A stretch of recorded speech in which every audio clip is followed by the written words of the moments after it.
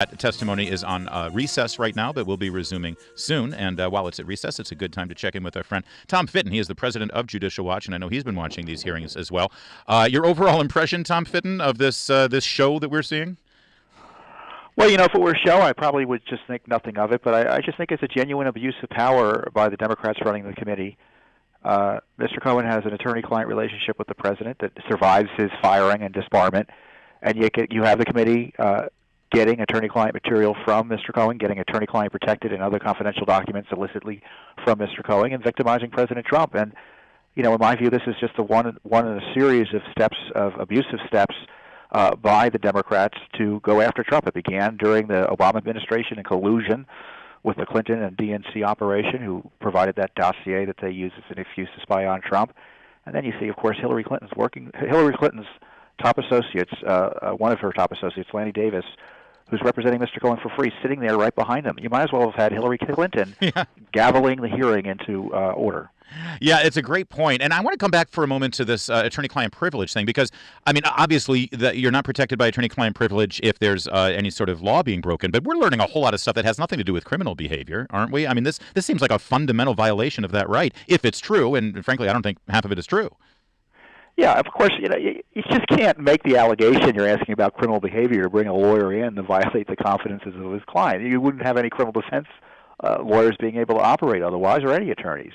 But the rules don't apply to Donald Trump. So the protections you and I have, Larry, they don't apply to the President of the United States.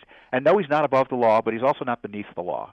And, I don't know how much lower the Democrats can get in terms of targeting Trump, in terms of the quality of witnesses, but this is a pretty decrepit and abusive behavior by the Democrats. And, Congress knows the privilege applies. Cohen knows the privilege applies. And you know who else knows the privilege applies? The Mueller Special Counsel operation. Mm-hmm. And they've endorsed and ratified this as well. Yeah. Can you talk to me a little bit about, it seems to be a lot of people are making hay about this canceled check for $35,000, which they're referring to as criminal hush money. Now, as far as I know, if in fact it was the reimbursement of a retainer and Michael Cohen did pay the adult film actress known as Stormy Daniels money with regard to a non-disclosure agreement, what's the argument that that's illegal? Everybody enters into non-disclosure agreements in this town, or in the media for that matter. No, and the payments, if indeed the payments were for the non-disclosure agreement monies that Cohen says he paid out of his own pocket, why, if there was a problem, why was President Trump writing checks to him? Yeah. The allegation is the campaign should have paid for it. Of course, if the campaign paid for it, Larry, they would accuse the Trump campaign of engaging in campaign expenditures in violation of the law.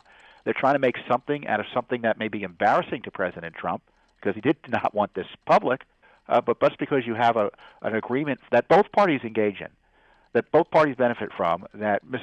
Daniels took money for, it doesn't make it illegal, certainly. And Cohen alleging it, to me, is just is frankly not a credible way to get to the point where you want to allege President Trump committed a crime, which is what Democrats are desperate to do here. Usually, Tom Fitton of Judicial Watch, I have you on lately at least to talk about the Robert Mueller investigation, the claims of Russian collusion. In fact, that's what all I've been hearing about from Adam Schiff and from other members of this august body, the House of Representatives for the Democrats. It's all been about Russian collusion. But there didn't seem to be too much about Russian collusion today. What do you make of that? Are they moving the goalposts? Is that no longer the operative issue?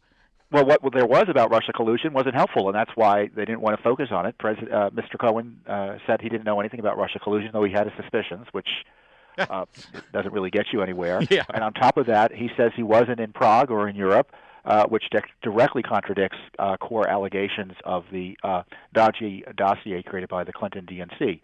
To be talking about Russia, it means the Democrats need to be investigating themselves, since they were colluding with them to get Donald Trump through the dossier. Yeah, well, exactly. And he was asked about Prague. I played a little bit of that earlier. That's kind of a big deal, right? Because the dossier said that he was in Prague. He says now he wasn't in Prague. How many news outlets, media outlets, ran with the story that Michael Cohen was in Prague? That's all part of sadly, the false narrative that we've seen over the last 2.5 years.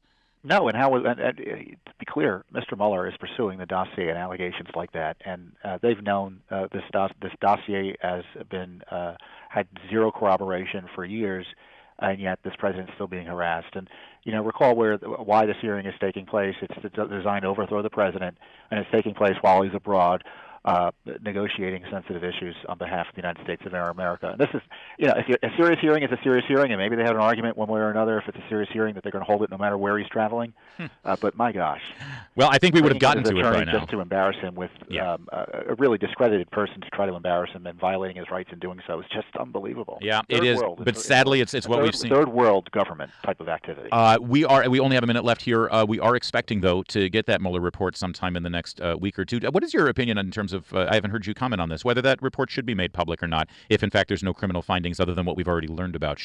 Do we deserve to have transparency, or do we deserve to know everything that he's found? There'll be push for transparency on any report, but you can bet it's going to be something that's not credible, given the type of testimony we're seeing today and the collapse of the Russia collusion.